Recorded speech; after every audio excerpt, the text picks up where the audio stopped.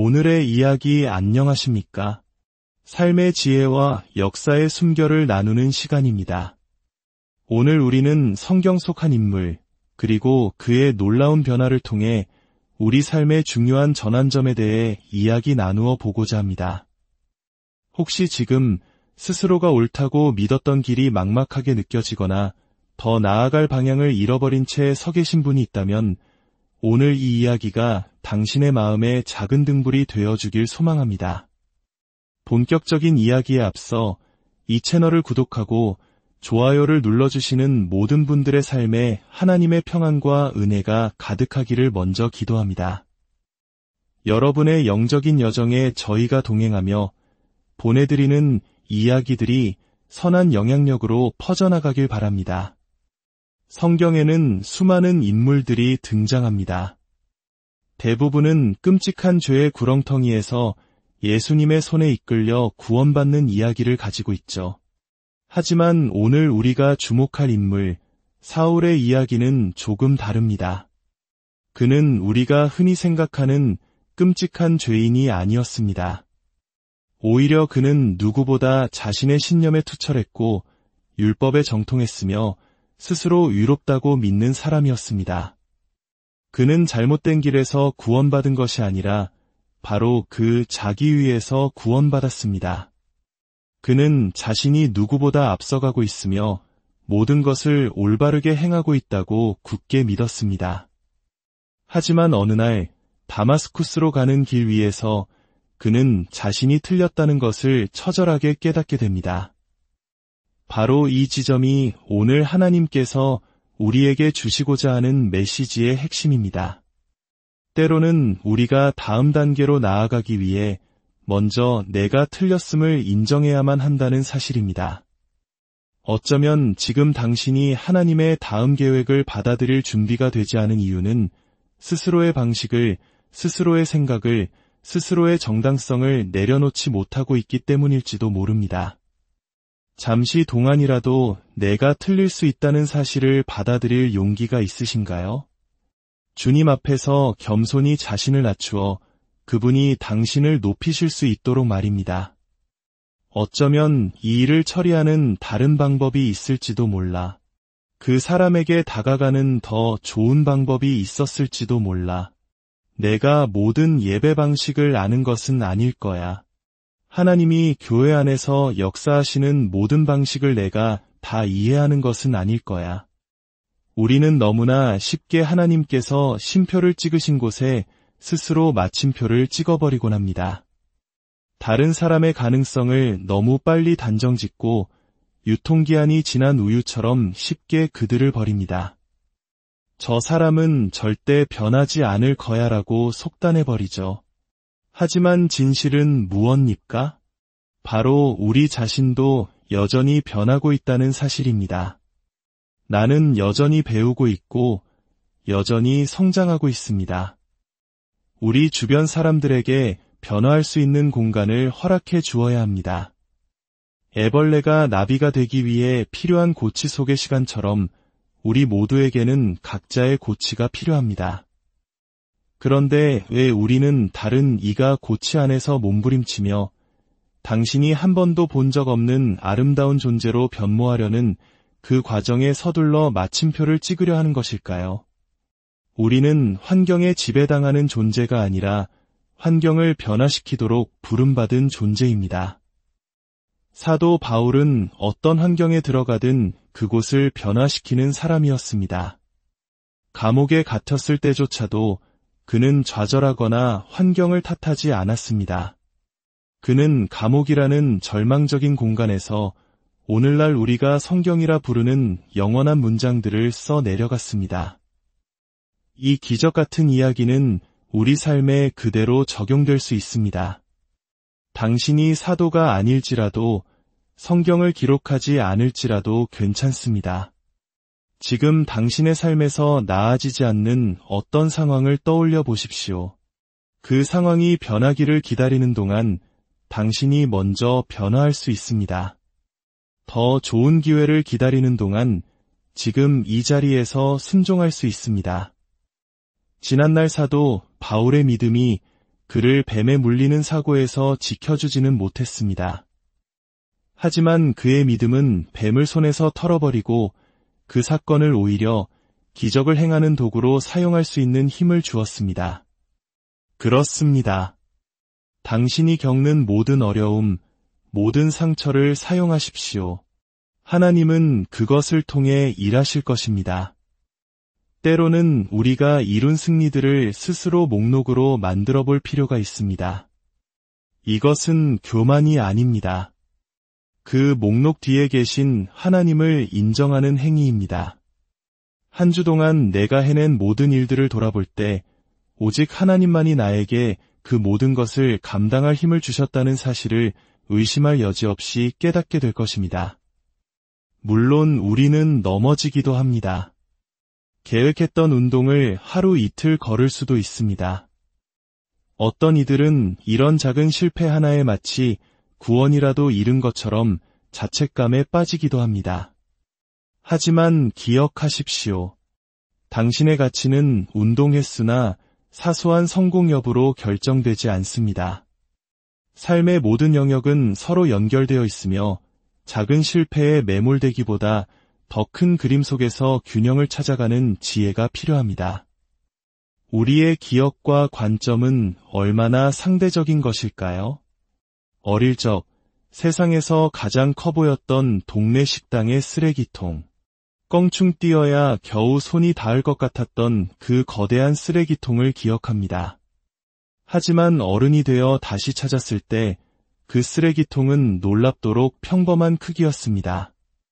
쓰레기통이 작아진 것이 아니었습니다. 바로 제가 성장한 것이죠. 우리는 종종 과거의 기억 속에 갇혀 세상을 바라봅니다. 마치 5살 아이의 눈으로 세상을 보는 것처럼 말입니다. 쓰레기통이 작아질 필요는 없었습니다. 내가 더 크게 성장하면 되는 것이었습니다. 사탄은 우리가 과거에 얽매이도록 만들지 못하면 이번에는 너무 먼 미래로 우리의 시선을 돌리게 만듭니다.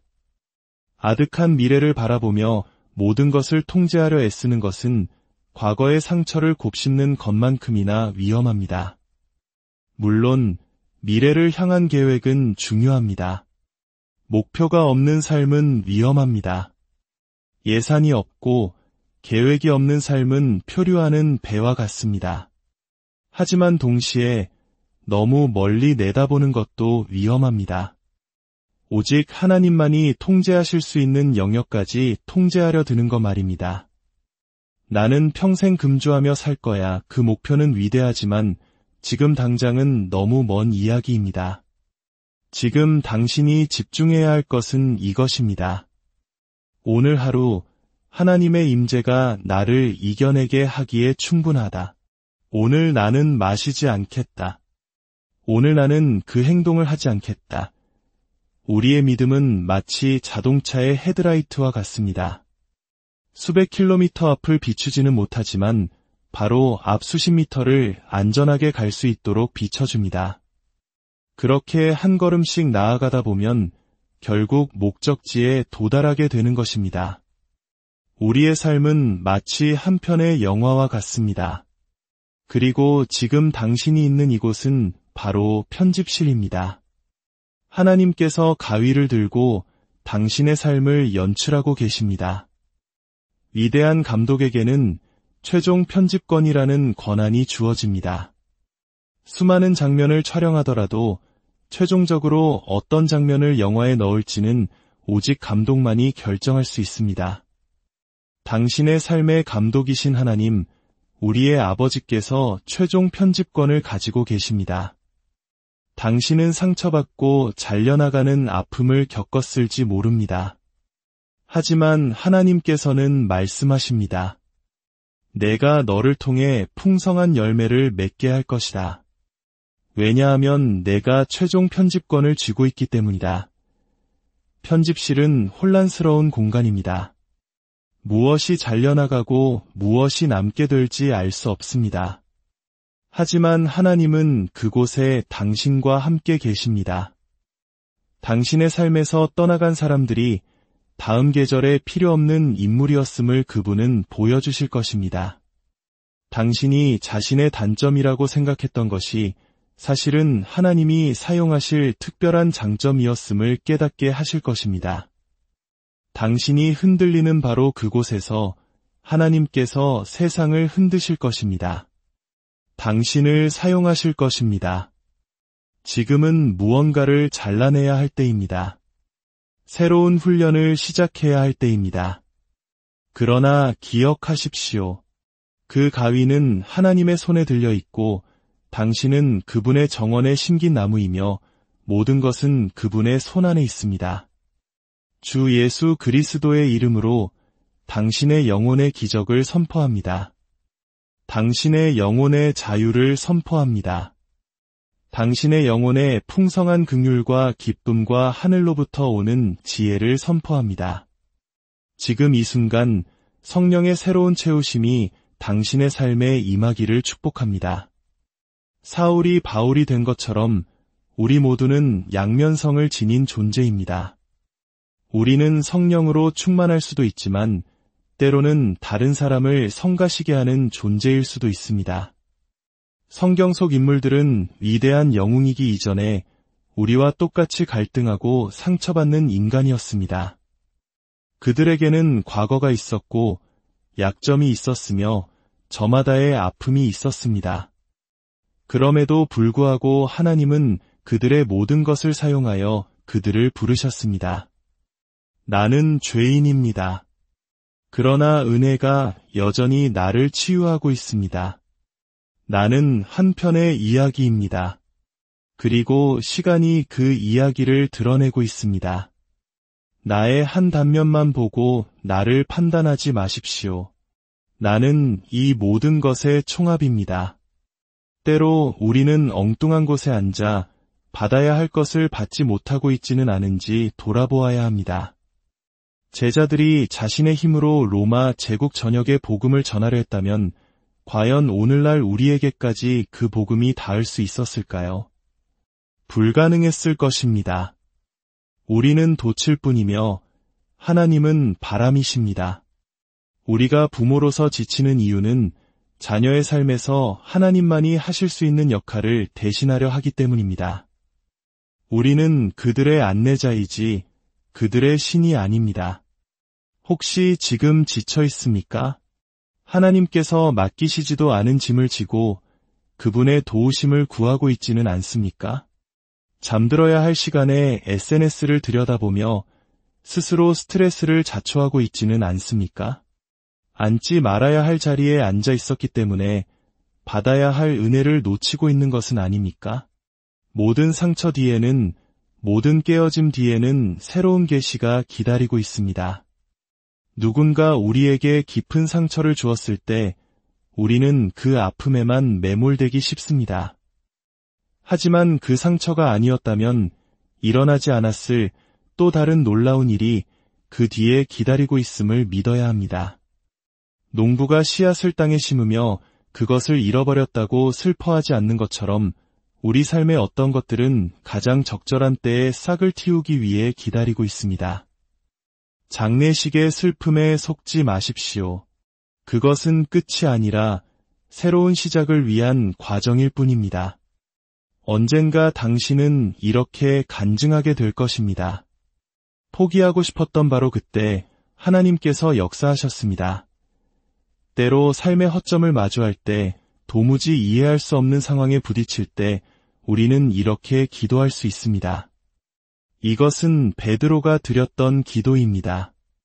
주님, 주님께서는 모든 사람의 마음을 아시오니 우리에게 보여주시옵소서에 이런 일이 일어났는지 앞으로 어떻게 될지 알 수 없을 때, 왜 하나님이 막아주시지 않았는지 원망스러울 때 이렇게 기도하십시오.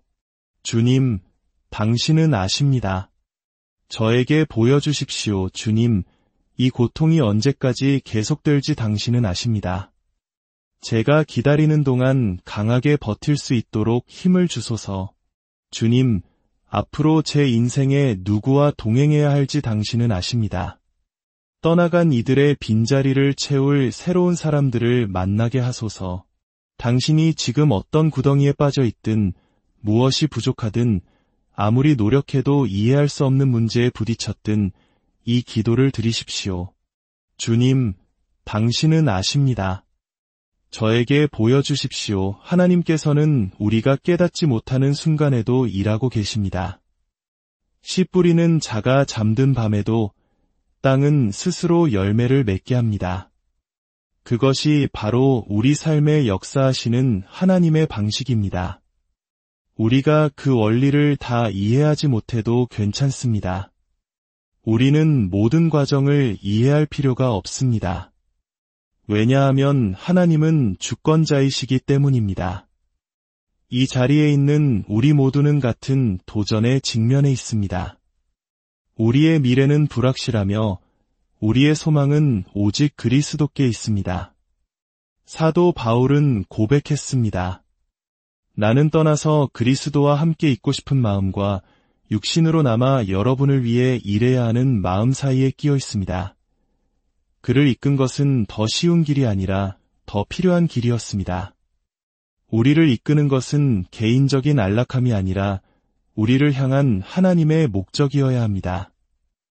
씨앗이 열매가 되려면 반드시 땅에 묻혀야 합니다. 당신의 삶에 있는 모든 것은 그것이 되어야 할 모습이 되기 위해 먼저 땅을 통과해야 합니다. 심기지 않으면 곡식이 될 수 없고 곡식이 되지 않으면 빵이 될 수 없습니다. 빵이 되기 전에 먼저 땅에 묻혀야 합니다. 우리는 다른 사람의 멋진 모습만 봅니다. 저 사람은 참 인내심이 많아.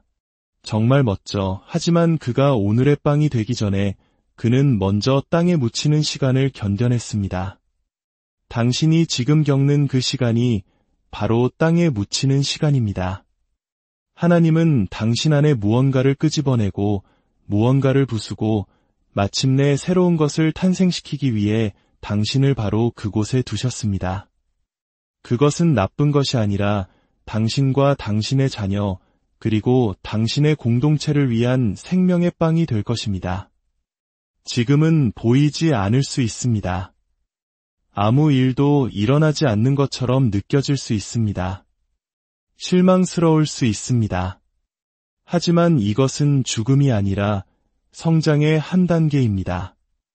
오늘 당신의 삶을 향해 주님께서 말씀하십니다.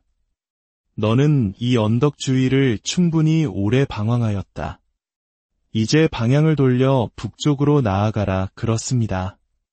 이제는 방향을 바꿀 때입니다. 안주하던 자리에서 일어나 약속의 땅을 향해 나아가야 할 때입니다. 과거의 실패와 상처가 만들어낸 변명과 두려움의 동굴에서 나와 주님이 속삭이시는 음성을 들어야 합니다. 내가 왔던 길을 되돌아가라. 하나님은 당신을 사용하실 수 있습니까? 우리의 연약함, 우리의 실수, 우리의 모든 것을 그분은 사용하실 수 있습니다. 하나님께서 당신을 부르시는 이유는 당신이 자격이 있어서가 아니라 당신이 겪은 모든 것을 통해 그분이 어떤 분이신지를 보여주기 위함입니다. 이제 북쪽으로 방향을 트십시오. 당신의 도움이 동쪽이나 서쪽에서 오지 않음을 기억하십시오. 당신의 도움은 오직 주님으로부터 하늘과 땅을 지으신 창조주로부터 옵니다. 당신이 거짓과 변명 속에 누워있던 그 자리를 향해 선포하십시오. 나는 다시 돌아가지 않을 것이다. 그리스도 예수 안에 있는 자에게는 결코 정죄함이 없다. 이제